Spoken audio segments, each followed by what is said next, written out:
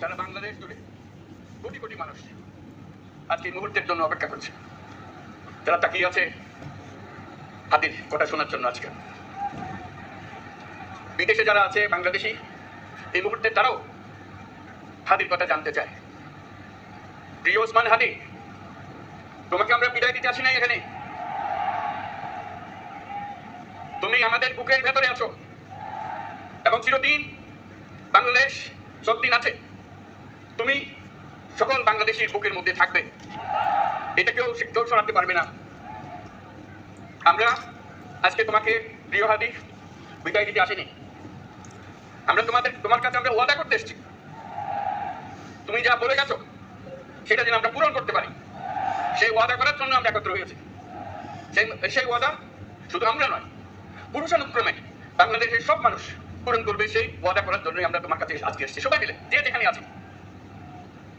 আমরা তোমার যে মানব প্রেম, তোমার যে ভঙ্গি, মানুষের সঙ্গে উঠা বসা, তোমার যে রাজনৈতিক দৃষ্টিভঙ্গি, সবাই প্রশংসা করছে। সেটা আমরা তোমার প্রাণী গ্রহণ করছি, যেটা যেন আমাদের মনে সবসময় জাগ্রত থাকে, আমরা সেটা অনুসরণ করতে পারি।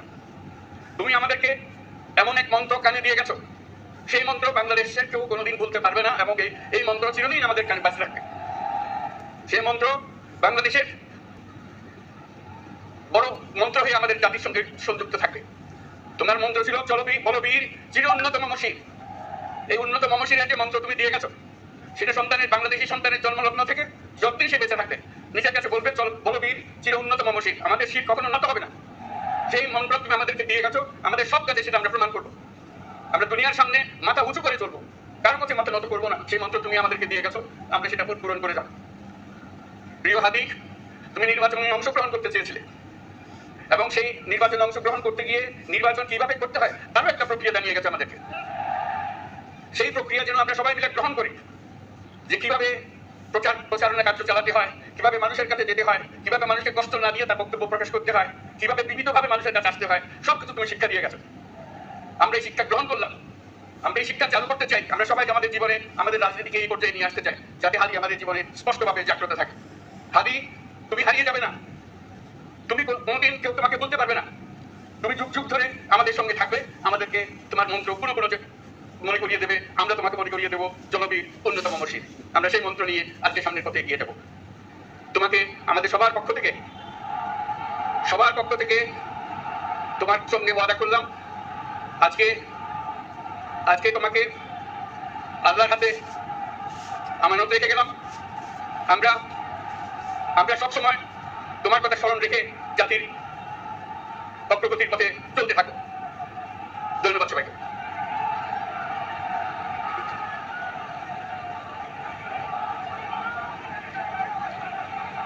উপস্থিত মুসল্লিবৃন্দ, এখন শহীদ শরীফ ওসমান হাদির বড় ভাই ডক্টর মাওলানা আবু বকর সিদ্দিক, অধ্যক্ষ বাঘিয়া আল আমিন কামিল মাদ্রাসা বরিশাল বক্তব্য রাখবেন এবং নামাজে জানাজায় ইমামতি করবেন।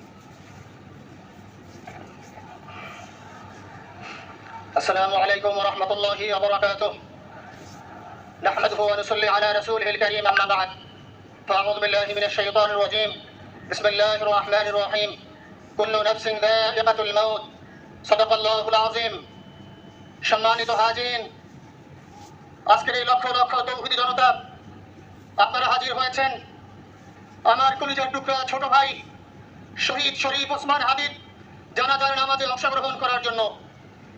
সম্মানিত হাজিরিন, আপনারা জানেন শহীদ ওসমান হাদি তিনি স্বাধীনতার সার্বভৌমত্ব রক্ষার জন্য এই বাংলাদেশের 18-20 কোটি মানুষের কাছে একটি মেসেজ দিয়েছিলেন, কিভাবে একটি স্বাধীনতার সার্বভৌমত্ব রক্ষা করতে হয়।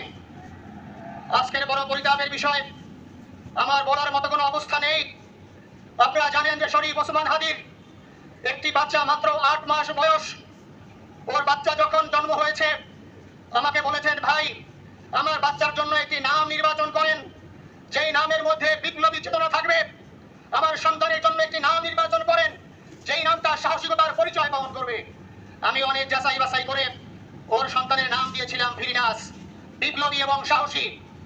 সম্মানিত ভাইয়েরা, আজকের ওর সন্তানের চেহারার দিকে তাকানো যায় না। আজকের আমার মা প্রায় পাগল হয়ে যাচ্ছে, জ্ঞান হারিয়ে ফেলছে। আমার ভাই বলতে পাগল হয়ে যাচ্ছে। আমার 6 ভাই বোনের মধ্যে সবচেয়ে ছোট ছিল শরীফ ওসমান হাদি। আজকে তার লাশ আমার কাঁধে বহন করতে হচ্ছে। আজকে আপনাদের কাছে আমার কোনো দাবি নাই, শুধু একটি দাবি। 7 থেকে 8 দিন হয়ে গেল দিবালোকে প্রকাশ্যে রাজধানী ঢাকায় জুমা নামাজের পরে খুনি প্রকাশ্যে গুলি করে যদি পার পেয়ে যায়, এর চেয়ে লজ্জার আমাদের আর কিছু নাই। যদি বর্ডার পাস হয়ে যায় 5 থেকে 7 ঘন্টা সময়, তারা কেমন করে গেল এই প্রশ্ন জাতির কাছে রেখে গেলাম। আমার কোনো চাওয়া পাওয়া নাই। আমার ভাই ওসমান হাদি শহীদ হয়েছে, ওর শহীদি তামান্না ছিল। আপনারা ওর বক্তব্য শুনেছেন, আপনারা শহীদ ওসমান হাদির টক শো শুনেছেন। ও সব সময় শহীদি তামান্না করত, হয়তো আল্লাহ তাআলা ওর শহীদি সেই মত নসিব করে দিয়েছেন। কিন্তু আপনাদের কাছে আমি এই ঋণ কোনদিন আমি ছাড়বো না। আমার ভাই শরীফ ওসমান হাদির বিচার যেন প্রকাশ্যে এই বাংলার জমিনে আমরা দেখতে পারি। ভাইরা আবার 7-8 দিন হলো এখনো পর্যন্ত আমরা কিছুই করতে পারলাম না। এই দুঃখে কলিজা ছিঁড়ে যাচ্ছে। আমরা ওসমান হাদির জন্য দোয়া করি, আমরা ওর সন্তান ওর স্ত্রীর জন্য দোয়া করি। ওর সন্তান মাত্র 8 মাস বয়স। গতকালকে যখন ওর কাছে নিয়ে আসছে সবাই বাবাকে দেখাবে ওসমান হাদিকে। আমি বললাম কি লাভ হবে, ও তো কোনোদিন ওর বাবার চেহারা কথা বলতে পারলো না। ওর ছেলে আর কোনোদিন জানবে না যে আমার বাবা কেমন ছিল। ভাইরা আমার, ওসমান হাদি আর ফিরে আসবে না। ওসমান তুমি দেখে যাও, লক্ষ লক্ষ জনতা, তৌহিদি জনতা তোমার জন্য পাগল। ওসমান তুমি মরো নাই, তুমি আমাদেরকে পাগল বানাই দিয়ে গেছো। আল্লাহর কাছে আমরা সবাই দোয়া করি, আল্লাহ যেন আমার ভাই শহীদ শরীফ ওসমান হাদিকে জান্নাতুল ফিরদাউসের মেহমান হিসেবে কবুল করেন। আল্লাহ তাআলার কাছে দোয়া করছি, আয় আল্লাহ তাআলা আমরা যারা বেঁচে আছি ইমানের সাথে, স্বাধীনতার সার্বভৌমত্ব রক্ষা করে তৌহিদের দিয়ে বাংলাদেশকে যেন আমরা রক্ষা করতে পারি, সেই তৌফিক আল্লাহ তাআলা আমাদের নসিব করুন। আপনাদের সবার কাছে দোয়া চাচ্ছি। আমার মেজো ভাই ওমর ফারুক সাথে ছিল, ওর জন্য আপনারা দোয়া করবেন। আমার ছোট বোন মাসুমা আপনার হয়ে গেছে, তাকে চিকিৎসা করাচ্ছি, ডাক্তাররা বলছে অনেক বেশি সমস্যা। আমাদের পরিবারের জন্য একটু দোয়া করবেন।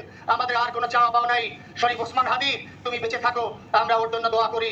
আল্লাহ তাআলা শরীফ ওসমান হাদিকে জান্নাতের সর্বোচ্চ মাকাম নসিব করুন, আমিন। আসসালামু আলাইকুম ওয়া রাহমাতুল্লাহি ওয়া বারাকাতুহু। জানাজার নামাজ শুরু হইতেছে। 4 তাকবীরের ফরজে কিফায়া জানাজার নামাজ আমরা আদায় করব।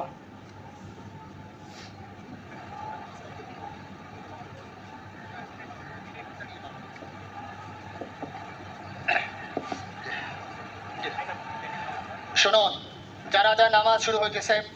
4 তাকবীরের সাথে ফরজে কিফায়া জানাজার নামাজ কিবলামুখী হয়ে ইমামের পিছনে আদায় করতেছি। আল্লাহু আকবার। এভাবে আমরা নিয়াত করে নেব। যারা আরবিতে নিয়াত পারি তারা আরবিতে করব, যারা আরবিতে পারবো না তারা বাংলায় এভাবে বলে নেব। 4 তাকবীরের প্রথম তাকবীরে পড়ে আমরা সানা পড়ব। নামাজের মধ্যে যে সানা পড়ি এভাবেই সুবহানাকাল্লাহুম্মা বিহামদিকা ওয়া তাবারাকা ইসমুকা ওয়া তাআলা জাদ্দুকা ওয়া জাল্লা সানাউকা ওয়া লা ইলাহা গায়রুক। দ্বিতীয় তাকবীরে পড়ে আমরা দুরূদ শরীফ পড়ব।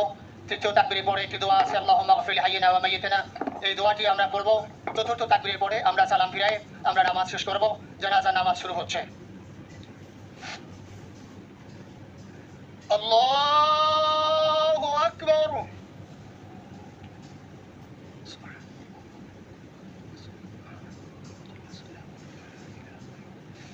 আল্লাহু আকবার।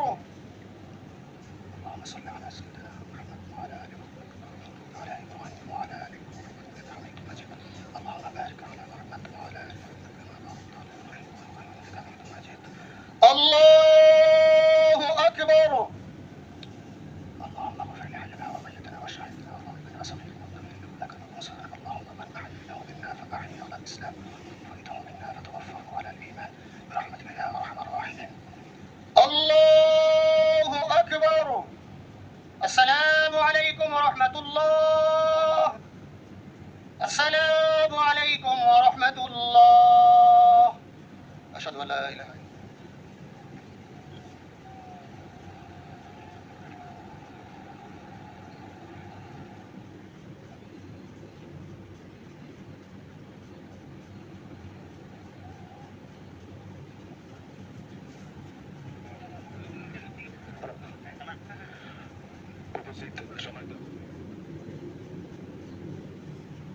শরীফ ওসমান হাদির জানাজার নামাজ অনুষ্ঠিত হলো জাতীয় সংসদ ভবনের দক্ষিণ প্লাজায়।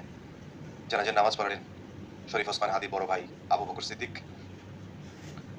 তিনি জানাজার নামাজের আগে তার পরিবারের জন্য সবাইকে দোয়া করতে বললেন এবং তার যে ছোট বোন মাসুমা তিনি ওসমান হাদির সঙ্গে ছিলেন এবং তিনি মানসিকভাবে খুবই ভেঙে পড়েছেন এবং ডক্টররা বলেছেন